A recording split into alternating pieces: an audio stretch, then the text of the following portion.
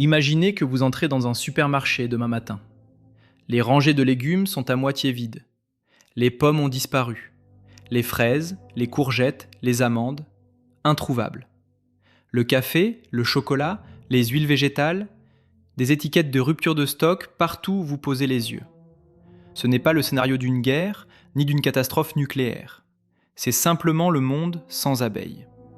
Ce qui rend cette image vraiment terrifiante, c'est que nous ne saurions peut-être pas reconnaître le moment précis où le compte à rebours a commencé.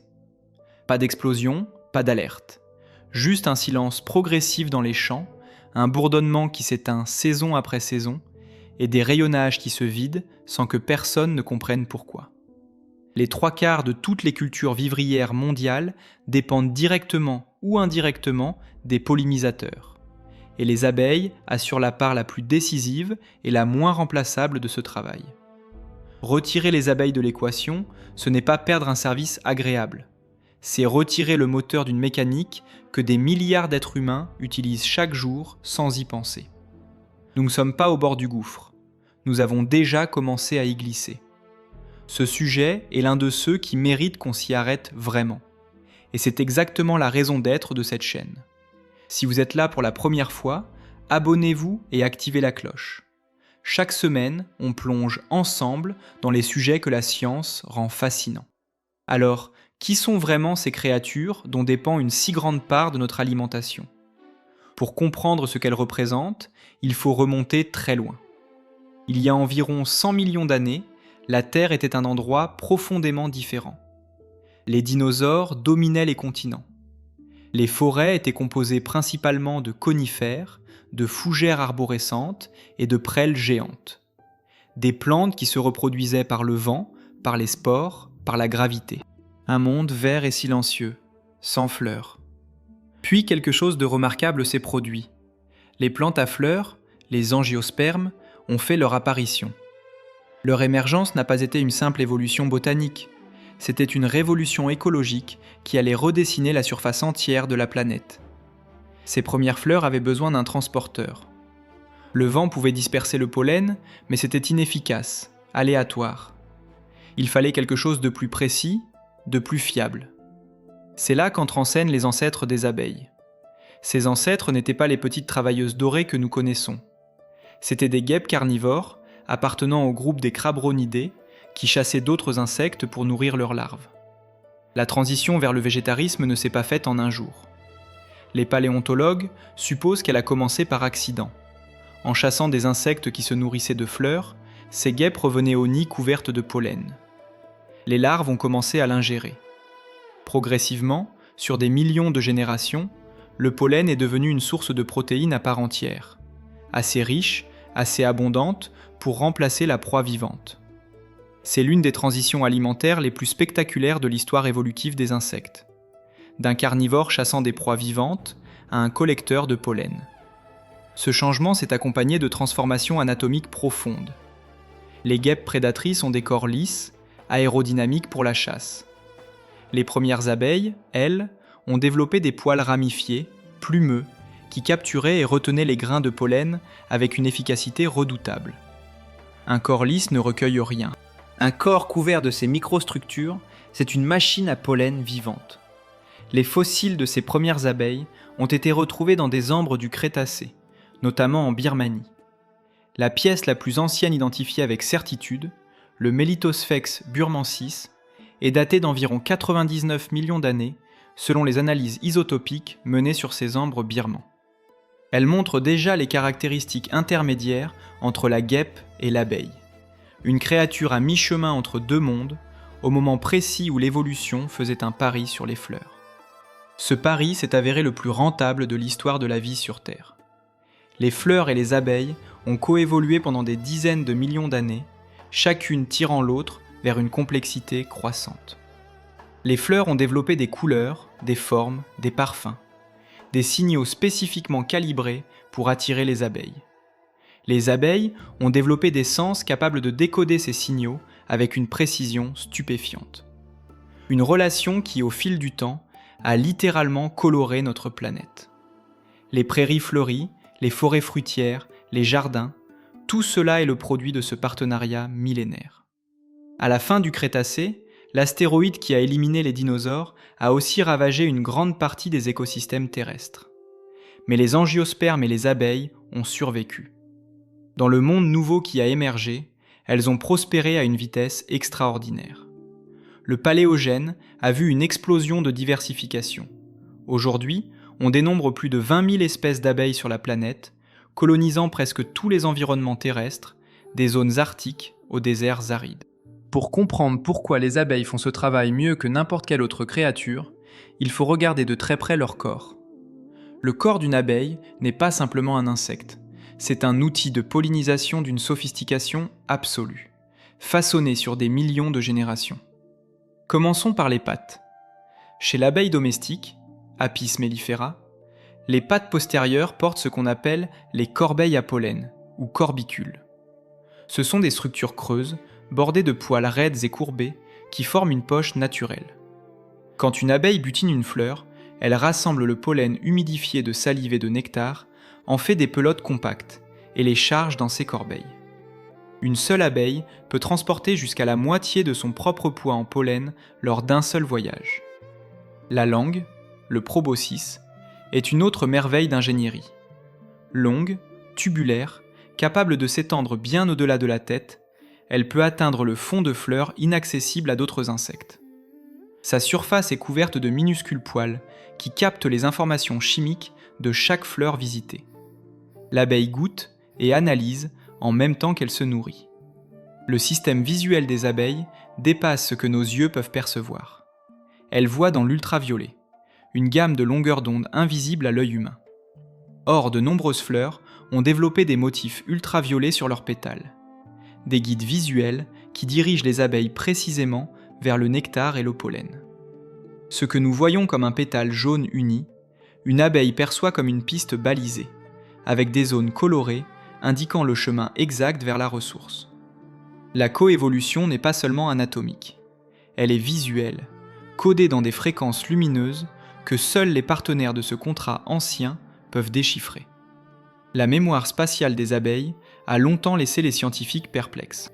Une butineuse peut s'éloigner de sa ruche à plusieurs kilomètres, visiter des centaines de fleurs et revenir avec une précision infaillible, même si le vent a changé, même si le paysage s'est légèrement modifié. Des recherches, menées notamment par des équipes britanniques et allemandes dans les années 2000, ont montré que les abeilles possèdent des cristaux de magnétite dans plusieurs parties de leur corps, dont l'abdomen et la tête. Des particules biologiques sensibles aux champs magnétiques terrestres qui fonctionnent comme des repères de navigation complémentaires aux informations visuelles et olfactives. Quand ce système de navigation est perturbé, par des champs électromagnétiques artificiels ou par des pesticides affectant le système nerveux, les abeilles ne retrouvent plus leur chemin. Elles partent et ne reviennent pas. C'est l'une des hypothèses les plus sérieuses pour expliquer un phénomène dont on parlera plus loin. Le cerveau d'une abeille ne pèse qu'1 milligramme. Pourtant, des expériences publiées notamment dans la revue Science ont démontré que les abeilles sont capables de comprendre le concept de zéro, une abstraction mathématique que seuls quelques animaux sur Terre maîtrisent, dont les primates et les corbeaux. Elles peuvent aussi apprendre des tâches en observant d'autres abeilles et transmettre ces apprentissages à des congénères. Une forme rudimentaire de culture dans un cerveau qui tient dans une tête d'épingle. Ce corps, compact, multifonctionnel, ultra-sensible, est le résultat d'un dialogue millénaire entre une plante qui avait besoin d'être pollinisée et un insecte qui avait besoin de se nourrir. Ce dialogue a abouti à quelque chose de bien plus grand que les deux partenaires réunis. Mais le corps seul ne suffit pas. L'abeille ne travaille pas seule. Elle travaille dans le cadre d'une structure sociale qui est, à bien des égards, l'une des formes d'organisation collective les plus sophistiquées de tout le règne animal. La ruche se comporte elle-même comme un organisme vivant. Une colonie d'Apis mellifera peut compter jusqu'à 60 000 individus en pleine saison. 60 000. Imaginez 60 000 individus prenant des décisions coordonnées, sans chef, sans hiérarchie centrale, sans plan émis depuis un bureau quelconque. C'est pourtant ce qui se passe dans chaque ruche active, chaque jour, pendant toute la belle saison. La ruche est structurée en castes. La reine, une seule par colonie dans des conditions normales, est le seul membre capable de pondre des œufs fécondés. Elle peut en produire jusqu'à 2000 par jour au pic de la saison. Sa vie s'étend sur plusieurs années, là où une ouvrière ne vivra que quelques semaines en été, épuisée par l'intensité du travail. Les faux-bourdons, les mâles, n'ont qu'une fonction, s'accoupler avec de nouvelles reines. Ils ne butinent pas, ne défendent pas la ruche, ne produisent pas de cire. Quand l'automne arrive et que les ressources se raréfient, les ouvrières les chassent littéralement de la ruche pour économiser les provisions hivernales. Les ouvrières passent leur vie entière à changer de rôle selon leur âge. Dans les premiers jours après leur naissance, elles nettoient les cellules. Puis elles deviennent nourrices, produisant la gelée royale pour les larves. Ensuite, elles passent à la construction, sécrétant de la cire depuis des glandes abdominales spécialisées. Plus tard, elles gardent l'entrée de la ruche. Vers la 3e semaine de leur vie, elles deviennent butinatrices, le travail le plus exigeant, celui qui les usera jusqu'à la mort. Une ouvrière d'été meurt souvent les ailes littéralement déchirées par des millions de battements. Cette progression n'est pas assignée par un commandant. Elle émerge de signaux chimiques, les phéromones, qui circulent en permanence dans la colonie. La reine produit une substance, appelée substance de la reine, qui inhibe le développement des ovaires des ouvrières et régule leur comportement. Quand la reine vieillit ou disparaît, ce signal s'affaiblit, et la colonie réagit en élevant de nouvelles reines dans des cellules royales, nourries exclusivement de gelée royale. Personne ne prend cette décision. Elle émerge de façon collective, distribuée, auto-organisée. Karl von Frisch a reçu le prix Nobel de physiologie en 1973 pour avoir décrypté quelque chose que personne ne croyait possible, le langage des abeilles. Il a démontré que les butinatrices qui reviennent d'une source de nourriture exécutent une danse, la danse frétillante ou waggle dance, qui encode, avec une précision étonnante, 3 informations simultanées. La direction de la source par rapport au soleil, la distance à parcourir et la qualité de la ressource trouvée.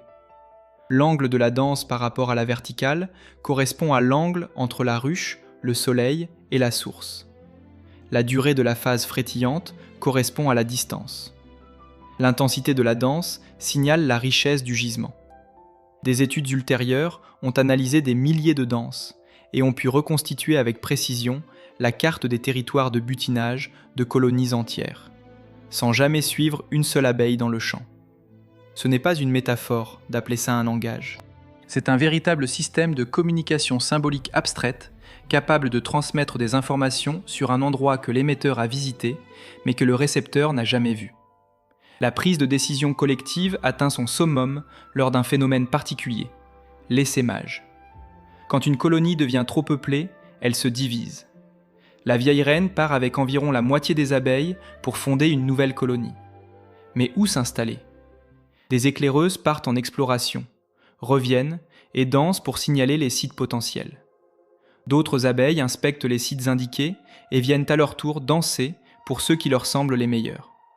Progressivement, par un processus de vote dansé, les préférences convergent vers un seul site, généralement le meilleur disponible. Aucune abeille n'a l'autorité pour imposer son choix.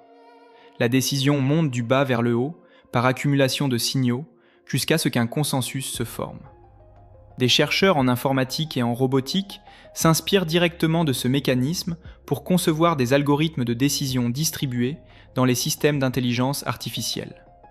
Ce que des millions d'années d'évolution ont produit dans un essaim d'insectes, les ingénieurs du XXIe siècle cherchent à le reproduire dans des réseaux numériques. La ruche n'est pas une métaphore d'organisation. C'est un modèle fonctionnel d'intelligence collective. Et son efficacité repose sur quelque chose d'essentiel. Chaque individu fait confiance au signal plutôt qu'à son intuition personnelle. Dans un monde où les décisions humaines collectives échouent souvent faute de cette confiance, il y a quelque chose d'humiliant à regarder 60 000 insectes réussir là où nous tâtonnons. Tout cela, cette organisation prodigieuse, cette navigation millimétrée, ce langage chorégraphié, sert une fonction que nous n'avons peut-être pas encore mesurée à sa juste valeur. Ce que les abeilles font pour la planète dépasse de très loin ce qu'elles font pour nos supermarchés. Dans le comté de Merced, en Californie, au début du printemps, les amandiers fleurissent sur des centaines de kilomètres. Des millions d'arbres blancs à perte de vue. Chaque année, des milliers de ruches sont transportées depuis tous les États-Unis par camions entiers pour accomplir un travail que rien d'autre ne peut faire. Sans ce déplacement massif d'abeilles, les amandiers fleurissent et ne donnent rien. Dave Hackenberg était l'un de ces apiculteurs qui faisaient ce voyage depuis des décennies. En novembre 2006, il gare son camion en Floride, ouvre ses ruches après un transport de routine et tombe sur quelque chose qu'il n'avait jamais vu en 40 ans de métier. Les ruches sont vides. Pas de cadavres, pas de signes de maladie visibles. Juste des rayons de miel intacts, des larves abandonnées et le silence. Des dizaines de milliers d'abeilles disparues. Comme si elles avaient décidé, collectivement, de ne jamais revenir. Il appelle d'autres apiculteurs, même chose, encore et encore. En quelques semaines, les signalements s'accumulent depuis la Floride, la Pennsylvanie, la Californie, l'Arizona. Puis depuis l'Europe, puis du reste du monde. Les scientifiques donnent un nom à ce phénomène. Colony Collapse Disorder, le syndrome d'effondrement des colonies. Mais avant d'y arriver, il faut comprendre ce que les abeilles font réellement pour que leur disparition soit si catastrophique. Le rayon de fruits vide dans un supermarché, c'est la surface visible. Ce qui se dégrade en dessous est bien plus profond. Les biologistes ont une façon de mesurer l'importance d'une espèce dans un écosystème. Ils regardent ce qui se passe quand on la retire. Pour la plupart des espèces, la cascade de conséquences est lente, diffuse. Pour les abeilles, elle est immédiate et spectaculaire. Plus des 3/4 des espèces de plantes à fleurs cultivées dans le monde dépendent de la pollinisation animale pour se reproduire. Parmi tous les pollinisateurs, papillons, mouches, coléoptères, chauves-souris, oiseaux, les abeilles assurent de loin la part la plus fiable de ce travail. Non pas parce qu'elles sont les seules à butiner, mais parce qu'elles le font avec une constance florale que les autres insectes n'ont pas. Une abeille reste fidèle à une espèce de fleur par voyage. Elle ne mélange pas le pollen du coquelicot avec celui du pommier. Cette fidélité est la condition du succès de la pollinisation. Mais ce n'est pas le pire de ce qu'on perd. Le pire est dans les forêts, dans les prairies sauvages, dans les écosystèmes que personne ne gère, où aucun apiculteur ne transporte ses ruches. Dans ces espaces, les abeilles sauvages, solitaires pour la plupart, pollinisent les arbres fruitiers sauvages, les baies, les arbustes à fleurs, qui nourrissent les oiseaux, les rongeurs, les cerfs, les ours. Supprimez cette pollinisation, et les forêts ne meurent pas du jour au lendemain. Elles vieillissent, elles cessent de se renouveler. Les arbres adultes continuent à vivre pendant des décennies. Mais quand ils tombent, rien ne prend leur place. La forêt se vide lentement, silencieusement, de l'intérieur. Avec la disparition des fruits et des baies sauvages, les animaux frugivores diminuent, puis les prédateurs qui les chassent, puis les décomposeurs qui dépendent des carcasses, puis la qualité du sol, parce que la biodiversité microbienne est liée à la diversité des végétaux en surface. Une ruche vide dans un champ de fleurs n'est pas un problème apicole, c'est le premier domino d'une chaîne qui s'étend sur des continents. Des chercheurs qui ont étudié l'extinction des pollinisateurs dans des écosystèmes expérimentaux ont observé quelque chose de contre-intuitif. La biodiversité végétale s'effondre avant même que les plantes individuelles ne meurent. Les espèces rares, celles qui dépendent le plus étroitement de pollinisateurs spécifiques, disparaissent en premier. Avec elles, disparaissent les insectes qui leur étaient liés, puis les oiseaux qui se nourrissaient de ces insectes. L'appauvrissement est invisible au premier regard, jusqu'au moment où il ne l'est plus. Ce que ces scientifiques comprennent dans leur parcelle expérimentale, les êtres humains d'autres civilisations l'avaient compris empiriquement, par l'observation millénaire. Ils en avaient tiré une conclusion que notre époque a oubliée. L'abeille n'est pas un insecte utile. L'abeille est sacrée. Dans l'Égypte ancienne, l'abeille était le symbole du Bas-Égypte, l'une des 2 terres que le pharaon unifiait sous son règne. Hiéroglyphe de l'abeille, translittéré BJT, désignait le Bas-Égypte dans la titulature royale elle-même. Elle figurait sur les sceaux des pharaons, sur les colonnes des temples, sur les cartouches royaux. Non pas comme décoration, mais comme emblème de souveraineté légitime. Gouverner l'Égypte, c'était gouverner la terre de l'abeille. Le miel, dans ce contexte, n'était pas une douceur, c'était une substance sacrée, associée aux dieux et à l'éternité. Les temples de Rê entretenaient des ruches dans leurs enceintes. On croyait que les abeilles étaient nées des larmes du dieu soleil tombées sur la terre, Chaque abeille, une larme divine condensée en vie. Le miel était offert aux dieux, utilisé dans les rites funéraires, appliqués sur les blessures des guerriers. Dans la Grèce antique, l'abeille était la gardienne des mystères. À Éphèse, les prêtresses d'Artémis portaient le titre de Mélissa, l'abeille. Elles étaient les intermédiaires entre le monde des mortels et celui des dieux. L'abeille apparaissait sur les pièces de monnaie d'Éphèse, signe que son image valait quelque chose, au sens le plus littéral. Aristote lui consacra une partie substantielle de son histoire des animaux, fasciné par leur organisation sociale. Sans microscope, sans génétique, il avait compris que quelque chose d'exceptionnel se passait dans ces ruches. Pindare écrivait que les muses, elles-mêmes, se nourrissaient de miel. Platon racontait que les âmes des poètes inspirés étaient des abeilles qui butinaient les jardins célestes. Le miel traversait les frontières, entre le divin et l'humain, entre les vivants et les morts. À Rome, Virgile dédia tout le 4e livre de ses Géorgiques aux abeilles, une œuvre d'une richesse poétique et d'une précision naturaliste saisissante pour l'époque. Il y décrit la vie de la ruche comme un modèle de cité idéale, où chaque individu travaille pour le bien commun. Pour Virgile, la ruche était une leçon politique autant que naturelle. La preuve vivante qu'une société ordonnée et productive pouvait exister, et que sa destruction serait une catastrophe morale autant que matérielle. De l'autre côté de l'Atlantique, les peuples mésoaméricains avaient développé une relation particulière avec l'abeille sandar, Melipona beechei, qui ne produit pas de venin. Pour les Mayas, cette abeille était associée à Amuzencab, le dieu des abeilles et du miel. Des ruches domestiquées en troncs d'arbres creusés étaient conservées dans des espaces sacrés. Le miel entrait dans des rituels de fertilité, des cérémonies de passage, des rites guerriers. Ce qui est frappant dans cette convergence de civilisations, égyptienne, grecque, romaine, maya, c'est qu'elles avaient toutes abouti à la même intuition fondamentale. Le miel n'est pas seulement nutritif. Il est hors du temps. Il ne pourrit pas. Dans un monde où tout se décompose, où tout se consume et disparaît, le miel demeure. Pour des civilisations qui cherchaient des signes du divin dans la nature, cette permanence était une révélation. L'explication chimique de cette permanence a attendu la science moderne pour être pleinement décodée. 3 mécanismes se cumulent dans un pot de miel et se renforcent mutuellement. Premier mécanisme, la teneur en eau. Le miel correctement mûri contient moins de 17% d'eau. C'est si peu que les bactéries et les champignons ne peuvent s'y développer. En compétition pour l'eau avec des molécules de sucre qui la capturent bien plus efficacement qu'eux. Un désert chimique pour tout micro-organisme. Deuxième mécanisme, l'acidité. Le pH du miel se situe autour de 4. La plupart des bactéries pathogènes préfèrent un environnement proche de la neutralité. Dans un milieu aussi acide, leur métabolisme ralentit ou s'arrête complètement.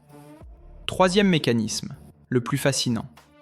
Les abeilles elles-mêmes fabriquent un désinfectant. Elles produisent une enzyme, la glucose oxydase, qui au contact de l'oxygène et du glucose du nectar, génère du peroxyde d'hydrogène. La même substance qu'on utilise pour désinfecter les plaies. En faible quantité continue, le miel produit son propre agent antibactérien, en permanence, tant qu'il est exposé à l'humidité. Un système auto-renouvelable, intégré dans la chimie même de la substance. Quand Howard Carter a ouvert la tombe de Toutankhamon en 1922, parmi les trésors et les provisions funéraires se trouvaient des jarres de miel. Des analyses ont confirmé que certaines auraient encore pu être consommées, 3 millénaires après avoir été scellées dans une chambre funéraire. Des archéologues travaillant sur des sites géorgiens en Asie centrale ont découvert des récipients contenant du miel datant de plusieurs millénaires, microbiologiquement stériles à l'analyse. Les médecins de l'Antiquité ne connaissaient pas la chimie du peroxyde d'hydrogène, mais ils observaient les résultats.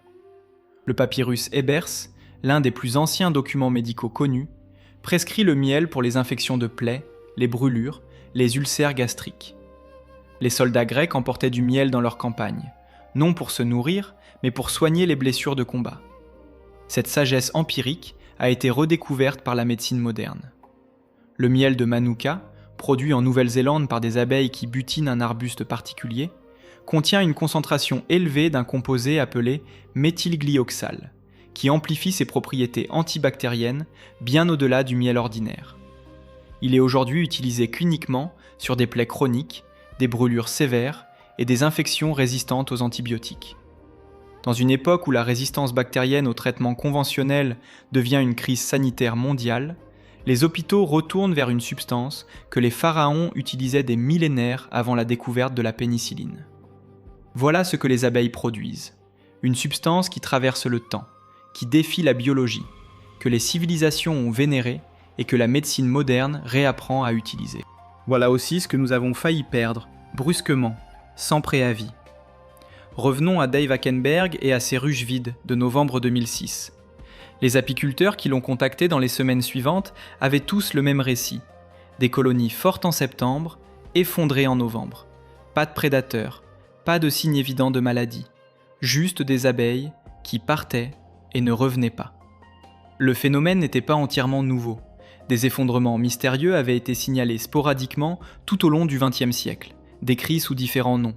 La maladie des îles, la maladie des abeilles disparues, l'effondrement d'automne. Mais ce qui s'est passé en 2006 avait une ampleur sans précédent. Aux États-Unis seuls, entre 30 et 90% des colonies de certains apiculteurs se sont effondrées sur un seul hiver. Les estimations situent la perte à plus d'1 milliard d'abeilles pour cette seule période. Les entomologistes ont constitué des groupes de travail d'urgence. Le Colony Collapse Disorder a reçu une définition formelle. Disparition rapide de la majorité des abeilles adultes d'une ruche, laissant derrière elle la reine, le couvain, les réserves de nourriture. Sans cadavre à l'extérieur, sans signe d'attaque de prédateurs, sans cause immédiatement identifiable. Ce dernier point était le plus déroutant, l'absence de cadavres. Dans toutes les maladies connues des abeilles, les corps s'accumulent. Ici, les abeilles ne mouraient pas dans la ruche. Elles partaient et ne revenaient simplement pas. Comme si quelque chose avait brisé leur capacité à retrouver leur chemin. Des systèmes de navigation défaillants dans des cerveaux d'1 milligramme à une échelle planétaire. Les premières hypothèses ont fusé dans toutes les directions. Un virus inconnu, un parasite, un champignon, une combinaison de pathogènes. Les chercheurs ont analysé des échantillons de ruches effondrées avec les outils les plus modernes, séquençage génomique, analyse protéomique, criblage virologique. Ce qu'ils ont trouvé a compliqué la tâche bien au-delà de ce qu'ils espéraient. Dans les abeilles des ruches effondrées, il n'y avait pas un pathogène. Il y en avait une multitude. Virus, parasites, champignons, tous présents simultanément à des niveaux dépassant ce qu'on observait dans les colonies saines. Cela ne répondait pas à la question, cela l'élargissait. Pourquoi ces colonies-là et pas d'autres ? Pourquoi à cette période précise ? Pourquoi les abeilles sauvages semblaient-elles moins affectées que les abeilles d'élevage dans certains endroits ? Les années qui ont suivi 2006 ont été une course contre la montre pour démêler un écheveau de causes qui refusait de se simplifier. Ce que les chercheurs ont finalement commencé à comprendre était bien plus sombre que l'idée d'un seul virus à identifier et à combattre. En 2012, dans un laboratoire de l'Institut national de la recherche agronomique de Versailles, un chercheur nommé Michael Henry place une abeille sous observation. Il vient de lui administrer une dose infime d'un insecticide, une quantité si faible qu'elle ne la tue pas. L'abeille se déplace, elle semble normale. Mais quand il la relâche dans le champ et la suit grâce à une puce RFID fixée sur son thorax, quelque chose se produit. Elle part butiner. Elle ne revient pas. Pas parce qu'elle est morte en chemin, parce qu'elle ne sait plus où est la ruche. Henry renouvelle l'expérience, encore. Le résultat est identique à chaque fois. Une dose qui ne tue pas, mais qui coupe la navigation. Le cerveau de l'abeille reçoit les signaux du champ magnétique, enregistre les repères visuels, mais ne peut plus les assembler en une carte cohérente. Elle tourne en rond, elle s'épuise, elle meurt au sol, dans un champ inconnu, à quelques kilomètres de sa ruche, sans pouvoir y retourner. La publication dans la revue Science crée une onde de choc dans la communauté scientifique. Ce n'est pas une cause nouvelle qu'Henry vient d'identifier, c'est un mécanisme. Un mécanisme qui relie, pour la première fois avec une clarté expérimentale, les pertes massives de colonies à une classe de pesticides déjà largement répandue dans les champs du monde entier, les néonicotinoïdes. Ces insecticides sont apparus dans les années 90. Leur principe est élégant du point de vue de l'agrochimie. Au lieu d'être pulvérisés sur les cultures et de toucher tout ce qui passe, ils sont appliqués directement sur les semences. La plante les absorbe en germant, les intègre dans ses tissus et devient toxique de l'intérieur. Les insectes ravageurs qui la mordent sont atteints. En théorie, les pollinisateurs qui se contentent de butiner le nectar et le pollen seraient moins exposés. En théorie. Le problème, celui que les chercheurs ont mis des années à cerner, c'est que les néonicotinoïdes migrent aussi dans le pollen et le nectar. Pas à des concentrations létales, à des concentrations sublétales. Assez pour désorienter. Assez pour altérer la mémoire. Assez pour briser la navigation sans jamais tuer l'abeille sur place. Ce qui explique l'absence de cadavres dans les ruches effondrées. Marc Ferret est apiculteur dans la Beauce depuis 20 ans. Ses ruches sont posées au bord de vastes champs de colza, dorés au printemps. Et il a regardé ses colonies s'effondrer 2 années de suite sans comprendre pourquoi. En 2009, il fait analyser le pollen que ses abeilles ramènent. Les résultats reviennent avec des traces de clothianidine, un néonicotinoïde de la famille de ceux qu'Henri étudiera 3 ans plus tard. Les concentrations sont faibles, bien en dessous du seuil de mortalité aiguë établi par les autorités réglementaires. Mais Ferret n'a plus de doute sur ce qu'il voit dans ces ruches. Il rejoint le collectif des apiculteurs français qui bataillent depuis des années pour faire reconnaître ce lien que les institutions tardent à admettre officiellement. Ce retard n'est pas un mystère. Au pic de leur diffusion, les néonicotinoïdes représentaient plus du quart du marché mondial des insecticides. Une part qui s'est contractée depuis les interdictions européennes, mais qui reste considérable à l'échelle mondiale. Ce sont des substances sur lesquelles des industries entières, des modèles agricoles entiers ont été construits. La résistance à leur interdiction n'est pas seulement commerciale, elle est structurelle. Les agriculteurs eux-mêmes sont pris dans cette logique. Sans protection chimique des semences, les rendements chutent. L'alternative n'est pas simple, elle n'est pas gratuite. En 2018, l'Union européenne interdit l'usage extérieur des 3 principaux néonicotinoïdes, imidaclopride, clothianidine, thiaméthoxam, pour les cultures en plein air. Une victoire partielle. Ces substances restent utilisées dans les serres et certains pays ont obtenu des dérogations temporaires. La bataille n'est pas terminée. Elle a simplement changé de terrain. Les néonicotinoïdes ne sont cependant qu'une partie de l'équation. Le colony collapse disorder n'est probablement pas causé par un seul facteur. C'est un syndrome, au sens médical précis du terme. Une constellation de causes qui s'additionnent, se renforcent et finissent par dépasser les capacités de résistance d'une colonie déjà fragilisée. L'un de ces facteurs est un acarien de la taille d'une tête d'épingle, Varroa destructor. Son nom dit tout. Originaire des abeilles asiatiques Apis cerana, Varroa a franchi la barrière d'espèces vers Apis mellifera dans les années 50, lors de transferts commerciaux de ruches.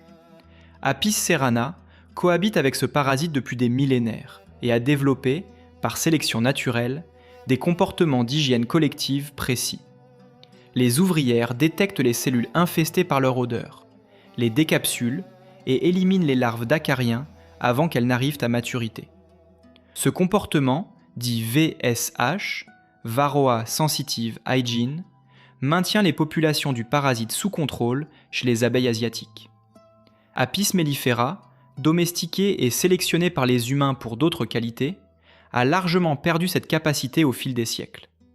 Elle n'a aucune réponse comportementale efficace face à un parasite qu'elle n'a jamais rencontré dans son évolution propre. Varroa se glisse dans les cellules de couvain juste avant qu'elle soit operculée. Il se reproduit sur la nymphe en développement, se nourrit de son hémolymphe et transmet au passage une série de virus, dont le virus des ailes déformées, qui produit exactement ce que son nom indique, des abeilles qui naissent incapables de voler. Une colonie fortement infestée voit sa population d'adultes sains décliner régulièrement jusqu'à l'effondrement. Aujourd'hui, Varroa est présent sur pratiquement tous les continents, dans pratiquement toutes les colonies d'abeilles domestiques. Les apiculteurs le combattent avec des acaricides, appliqués avec précision, au bon moment, pour ne pas contaminer le miel. Une guerre perpétuelle, coûteuse, jamais définitivement gagnée. S'y ajoute la disparition des habitats. Les abeilles sauvages, des centaines d'espèces, solitaires pour la plupart, vivant dans des terriers souterrains, des fissures de bois, des tiges creuses, ont besoin de 2 choses. Des fleurs pour se nourrir et des espaces non perturbés pour nidifier. Les paysages agricoles modernes leur offrent de moins en moins des 2. La monoculture offre une abondance brutale pendant quelques semaines, puis un désert alimentaire pendant des mois. Une abeille solitaire qui a construit son nid près d'un champ de colza peut se nourrir en mai. En juin, les fleurs sont finies. En juillet, le champ est un tapis de tiges mortes. Si la plante suivante n'est pas apportée, la colonie ne survit pas à l'hiver suivant. Ce phénomène de famine saisonnière entre les floraisons est l'un des facteurs les plus sous-estimés dans les discussions publiques sur le déclin des abeilles. On parle des pesticides, des parasites, du changement climatique. On parle moins du simple fait que le paysage rural européen a perdu, au cours du XXe siècle, une proportion considérable de ses haies, de ses prairies fleuries, de ses bords de champs non cultivés, tous ces espaces interstitiels qui constituaient le filet de sécurité alimentaire des pollinisateurs entre 2 grandes floraisons. Le changement climatique ajoute une couche supplémentaire de désynchronisation. Les abeilles calent leur cycle de vie sur les floraisons. Les reines commencent à pondre quand les températures remontent. Les premières butinatrices sortent quand les premières fleurs s'ouvrent. Ce synchronisme, affiné sur des millions de générations, repose sur des signaux climatiques stables. Des printemps plus chauds qui avancent les floraisons de plusieurs semaines, des hivers plus doux qui font sortir les abeilles trop tôt, puis des gelées tardives qui les tuent. Les décalages s'accumulent. Une plante qui fleurit 2 semaines avant que ses pollinisateurs ne soient prêts ne sera pas pollinisée. Elle ne donnera pas de fruits. Face à tout cela, des réponses ont commencé à émerger. Certaines viennent des institutions, des lois, d'autres viennent d'endroits plus inattendus. Dans la province du Sichuan, en Chine, des vergers de poiriers de la région de Hanyuan ont perdu leurs abeilles sauvages au cours des dernières décennies du XXe siècle, victimes d'une utilisation intensive de pesticides et de la destruction des habitats naturels. Les poiriers continuaient à fleurir, mais sans pollinisateurs, ils ne donnaient plus de fruits. Alors, les habitants ont commencé à polliniser les arbres à la main. Chaque printemps, des hommes, des femmes et des enfants escaladent les branches chargées de fleurs blanches, avec de petits pinceaux en poils d'animaux ou des tampons de plumes, et transfèrent le pollen de fleur en fleur. Des familles entières passent des semaines perchées dans les arbres, accomplissant ce que des millions d'abeilles feraient en quelques jours. Ces images, des silhouettes humaines dans des arbres en fleurs, pinceaux à la main, accomplissant le travail d'insectes qui n'existent plus, sont devenues l'une des illustrations les plus puissantes de ce que signifie concrètement un monde sans pollinisateurs. Pas une métaphore, pas un scénario hypothétique, une réalité quotidienne dans des vallées de montagne où des familles calculent si elles auront assez de bras au printemps pour polliniser assez d'arbres pour survivre à l'hiver suivant. L'efficacité est sans commune mesure. Une seule colonie d'abeilles peut polliniser en une journée ce que des dizaines de personnes accompliraient à la main en plusieurs semaines. La pollinisation manuelle, quelle que soit la minutie des travailleurs, reste moins efficace que celle des abeilles, parce qu'elle ne reproduit pas la constance florale, cette fidélité à l'espèce qui rend la pollinisation par les abeilles si productive. C'est ce tableau, ces silhouettes dans les arbres, ces pinceaux patients, qui a inspiré une autre réponse, venue cette fois des laboratoires de robotique. À l'université Harvard, le projet RoboBee a produit des micro-robots volants pesant moins d'1 dixième de gramme, capables de voler de manière autonome.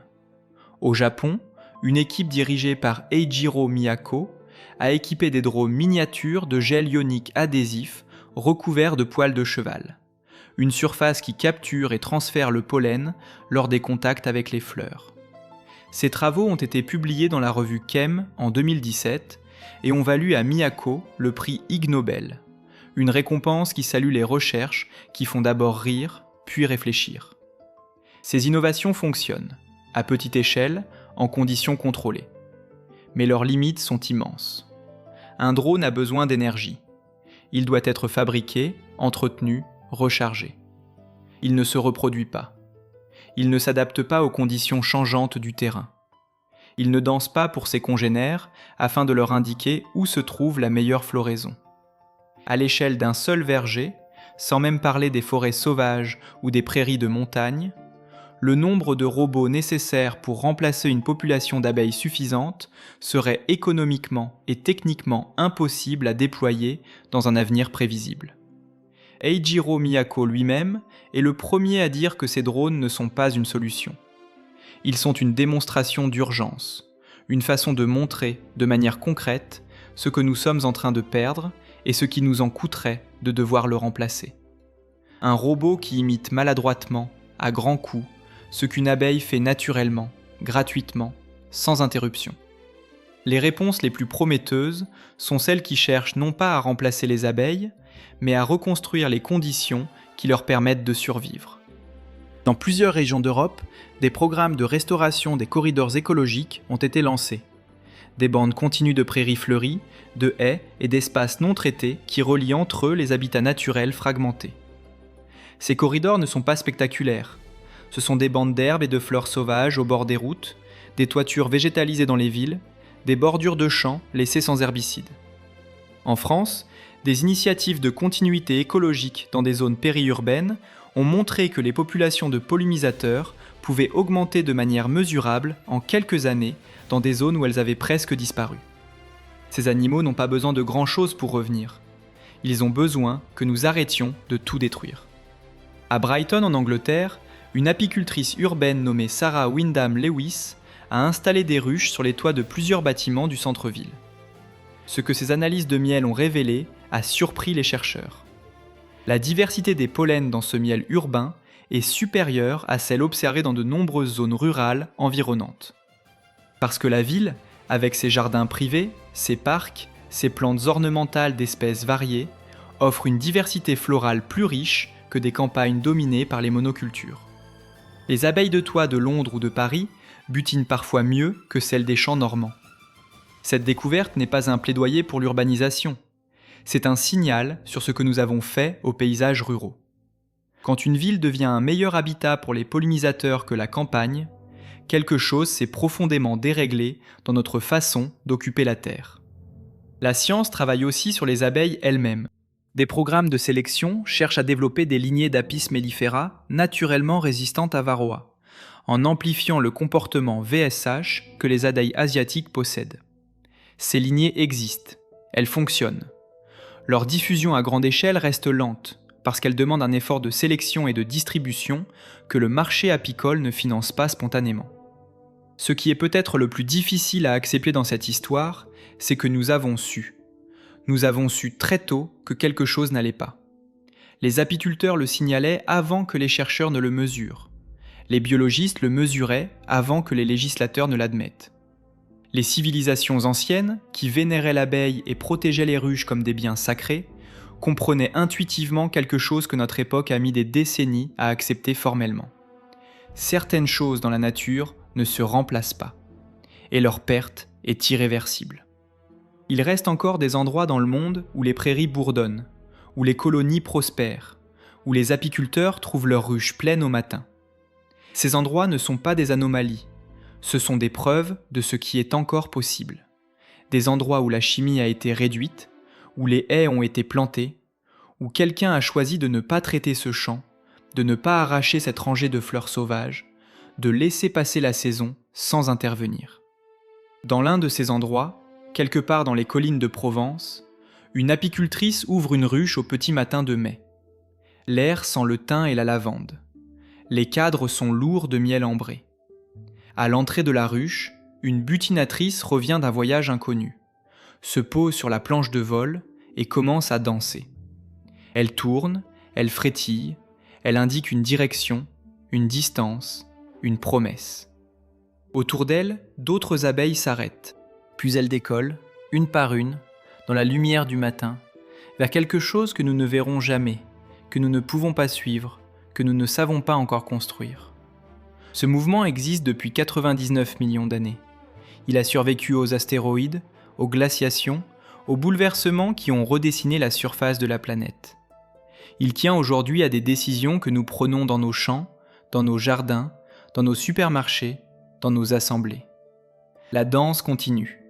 La question est de savoir combien de temps nous allons encore regarder sans y prendre part. Si cette histoire vous a touché, Un like et un abonnement permettent à d'autres personnes de la découvrir.